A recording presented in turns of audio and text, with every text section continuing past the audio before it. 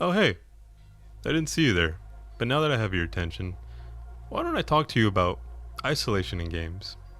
Isolation in games is nothing new. It's something that you expect, especially when you play single player games.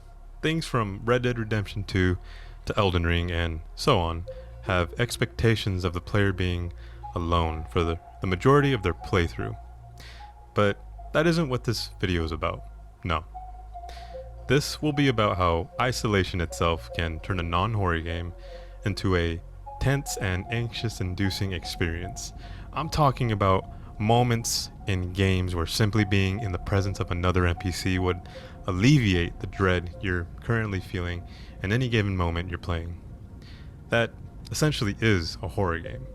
Moments spent by yourself, which then also heightens your awareness and makes you jump at everything. What a horror game wants, essentially. But what happens when you add that element into a non-horror game? Well, you'll find that the general atmosphere is different. It's a different kind of feeling that goes with the sensation of not playing a horror game, yet knowing that something just feels off. Hey, armed robbery here. No, I'm not gonna rob you. I will talk to you about how isolation can turn something non-horror into something unsettling and uncanny. Now that we're here, what is isolation? Easy answer, right? It just means a moment in time spent by yourself, whether on purpose or by powers beyond yourself, in both body and mind, or any combination of the two. Humans are extremely social creatures, whether you agree or not. So, lack of anything social can be a detriment, like isolation. But isolation isn't scary, not most of the time. Like I said, most single player games already have you as the player spend a majority of your time by yourself. Games like The Witcher 3, you spend that time traversing a highly dangerous world alone. Beautiful, but dangerous. Yet, those feelings of uncanny and fear don't overtake you. In fact, you feel like an unstoppable force. While the game may have some moments of uncanniness, that isn't what this game ultimately gives off as a whole. Take, for example, Elden Ring, and by extension the rest of the Soul series. Similar in that you can get overpowered and just wreck enemies, even as a casual player. There's still this vulnerability you'll always have as a player, being alone. Playing it for the first time, you'll be unfamiliar with the layout and types of enemies you'll be encountering. The fear of death is there, and the uncanniness of environments and enemies is always at the forefront. My god, what am I looking at? But you can somewhat remedy those feelings with summons, friends or randoms. They're here to assist you. You have a common goal. You watch each other's backs. You're not entirely alone. Both of those games aren't what I want to talk about though. The isolation in the Soul series is extremely interesting to me, but no, we're not talking about those games. I already have 3 games I want to talk about, as well as a special case at the end. So let's get to them already.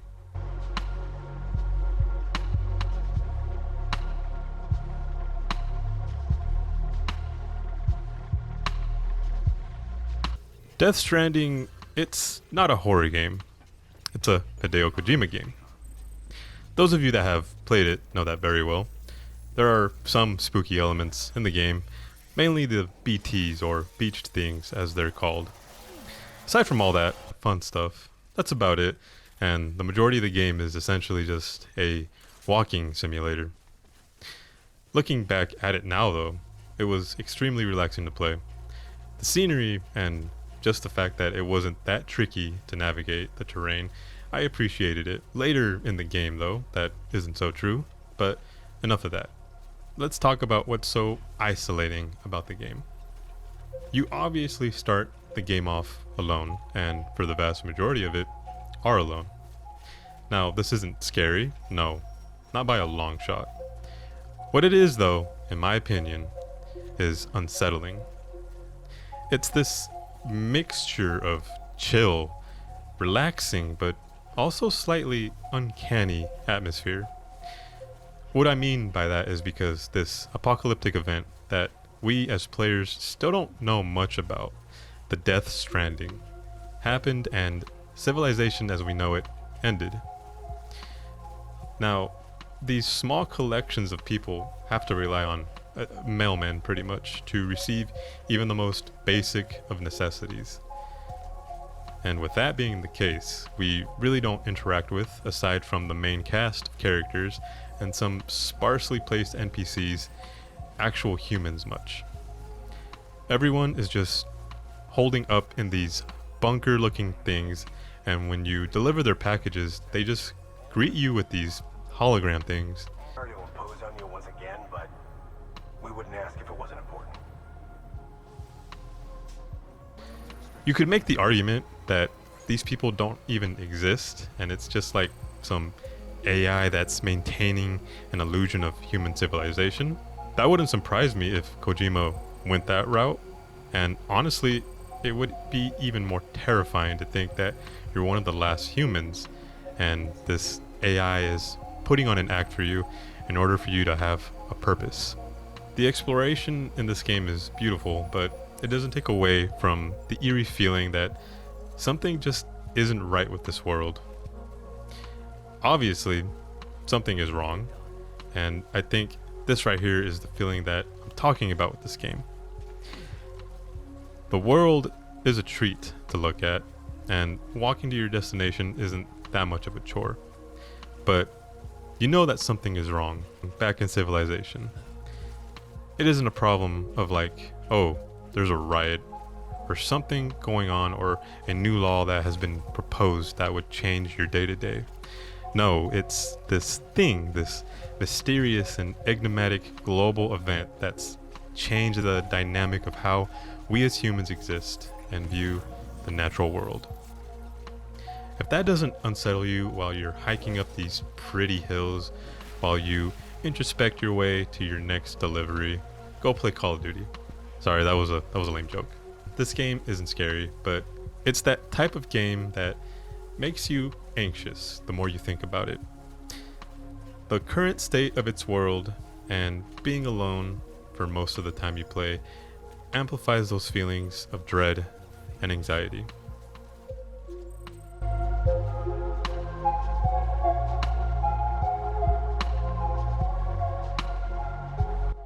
Oh hey, look, a horror game. Okay, well, it's not a horror game, but it's obviously a survival horror light type of game. I was debating using this game in the video due to it being an extremely polarizing game for both fans of the first game, The Last of Us, and this one. I'm not gonna touch on the game's story because that's neither here nor there. I'll touch on it super lightly, but only to convey the themes I'm explaining. Those of you who've played the game know that being alone is not common, or at the very least, it isn't the game's main element. But I find those rare moments where you do find yourself alone, well, it honestly feels like you're the last person on Earth. So, with that being said, I find the moments in this game that you spend alone tranquil. If any of you have spent time out in the woods where there isn't constant human noise happening, well, it's both euphoric and peaceful, but also unnerving. Some of my favorite moments in the game are when you play as Ellie. Specifically, those handful of times spent just by yourself with no enemies around. Now, as tranquil as this is for me and maybe some of you, there's also that other layer to it. The world is gone, and what we're hearing here isn't just silence from lack of people, but it's also just uncanny. I say that word a lot. Unlike Death Stranding's apocalyptic event, this one is a bit more believable. And unlike Death Stranding, this one takes place in actual real-life cities.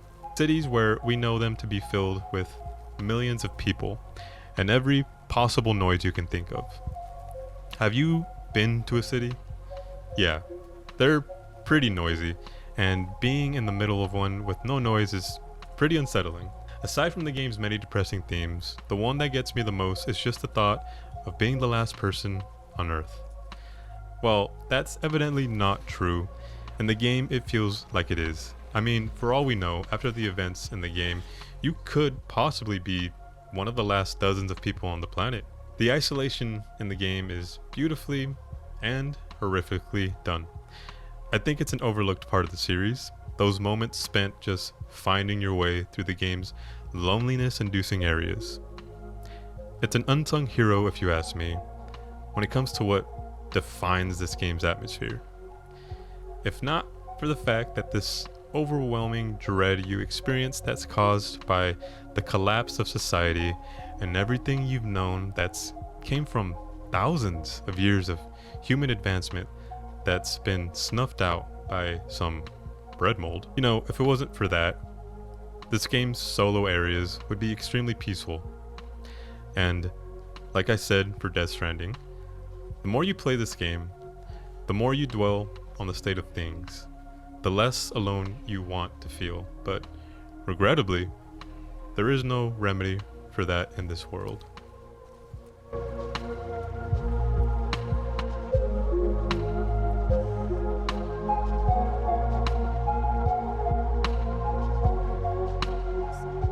Control. Where to even start with this game? One of the funner games I've played in a while with its gameplay and world building.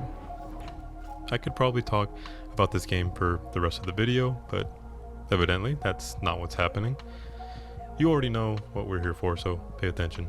This game is almost a horror game, just like if Alan Wake was an action game. The elements are there, but to a lesser extent, and vice versa. Now, if I haven't stated it before, I don't scare easily with horror games, and it's even worse if the atmosphere isn't there. This game, though, let me tell you, aside from having some unsettling enemy designs and moody set dressing, the atmosphere, on top of that, is the cherry on top. And yeah, you can only do so much since the backdrop is pretty much 1950s inspired brutalist corporate theme, but I think they make up for it. The isolation in this game that you experience also adds greatly to this. If you're unfamiliar with the story, just know that it's pretty much a toned down version of SCP. The cold and desolate feeling you get from these cramped hallways all the way up to these gargantuan spaces is surreal. It's like you're in a dream that you can't wake up from. You're not alone when you play this game, as there are plenty of main and side NPCs, but for the vast majority of that, you pretty much are. I believe in the DLC, there's an area where you can call backup, but that's all they're assigned as. They're not this friend you can have conversations with, or a dedicated partner that's made to be a sidekick. One enemy encounter and you're lucky if they survive the entire thing. No, I think this game draws its strength from the player's isolation. Those moments you find yourself wandering the many different areas of the oldest house. Just like the last two games we've talked about, it's the same uncanny feeling you get, knowing that these are spaces that are meant to be occupied and traversed by dozens upon dozens of people through the day. I mentioned that this game isn't horror per se, but it has a lot of aspects that borrow from it. There are many moments in this game where it's just you and the atmosphere. A lot of areas also have this mantra chant thing being spoken over intercoms and by the floating people, if you haven't noticed.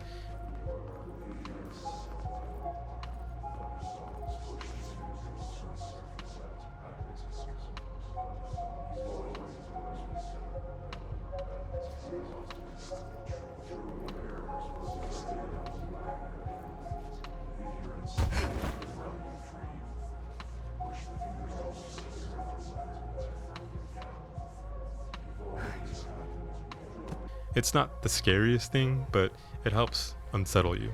On top of that, we also have these floating people. They're not dead, but they're not alive, as far as we know. It's not been explained much in the game, but from what we know, they're hiss corrupted, which just means possessed. It isn't clear if that means they're aware of what's happening, or if they're so far gone, they might as well be dead. That is to say that all of that combined makes an extremely uncanny journey through this equally as unsettling building. I also want to highlight this one part of the game, part that you might miss and just sort of forget about. It's the beginning of the game when you barely walk into the front lobby. It's a normal looking lobby in the late evening where maybe most of the staff has gone home. You think to yourself, seems pretty normal, but you have no idea what lies ahead for you.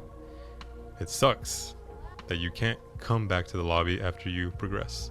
To see a normal street outside with people just existing in normality and juxtaposing to you inside the building. Here, you're isolated from ordinariness, wishing to escape. You stand on the edge of belonging, so close to escaping isolation, yet an unseen force keeps you tethered, unable to cross the threshold.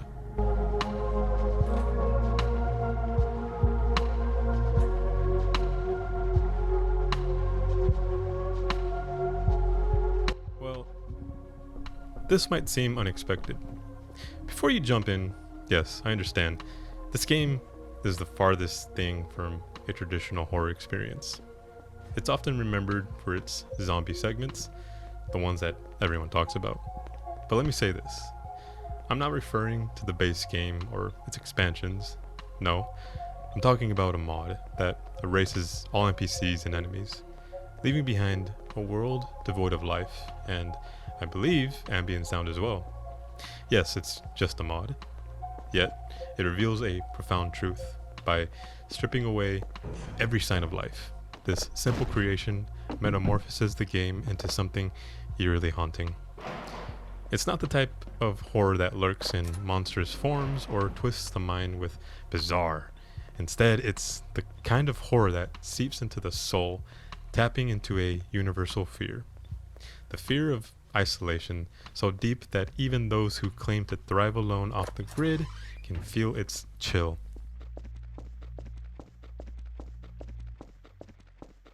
I've played my fair share of Gary's mod back in the day, and looking at it now, it does seem like a Gmod map.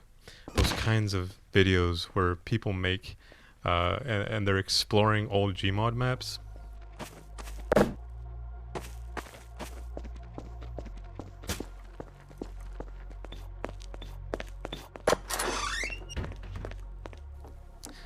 There's something so creepy about that. It's like a time capsule for a period of time that was never real to begin with.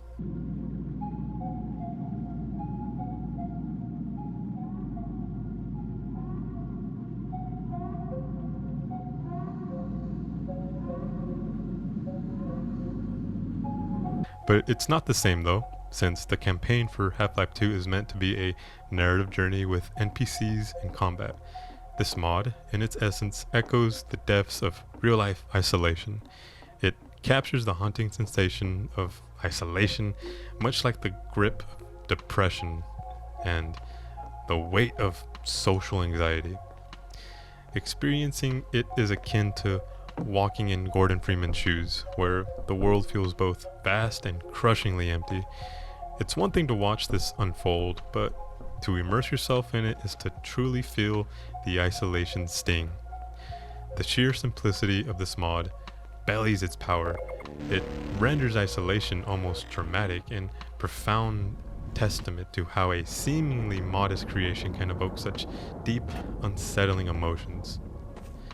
One of the most potent tools in horror is the vast and eerie unknown. I've talked about this before, discussing the backrooms, where fear thrives on what remains unseen.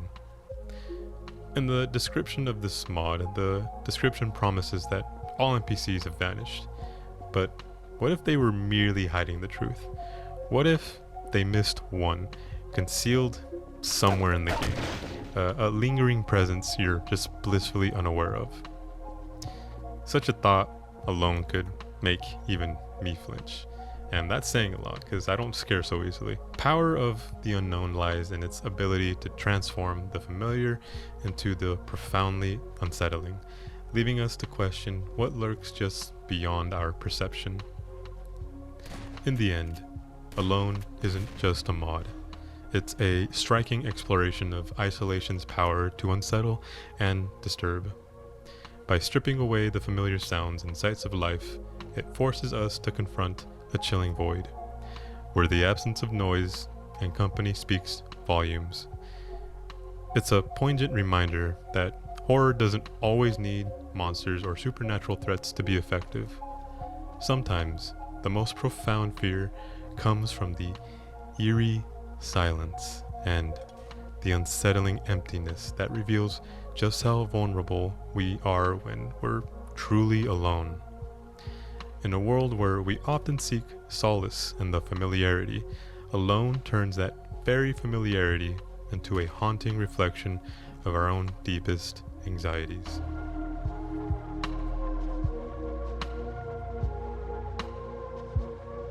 As we've explored, isolation in games can evoke powerful emotions even outside the horror genre.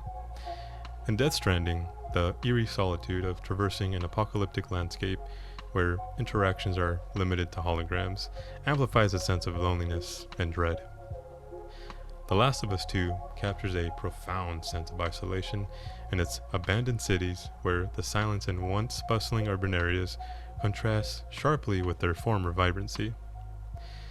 In Control, wandering through the empty, surreal corridors of the Federal Bureau of Control, where normality feels just out of reach, creates an unsettling atmosphere. Finally, the Half-Life 2 mod, Alone, transforms the game into a haunting experience by removing all NPCs and ambient noise, revealing how the absence of life can turn a familiar environment into a chilling void. These examples collectively show that isolation, when skillfully applied, can deeply impact gameplay and narrative, turning even non-horror games into unsettling experiences. Ultimately, this exploration highlights how the absence of presence and interaction can transform our perception of a game, proving that sometimes the most profound fear lies not in what's seen, but in what's left unseen. In a world where we often seek comfort in the familiar, it's the absence of that familiarity that can make us confront our deepest anxieties.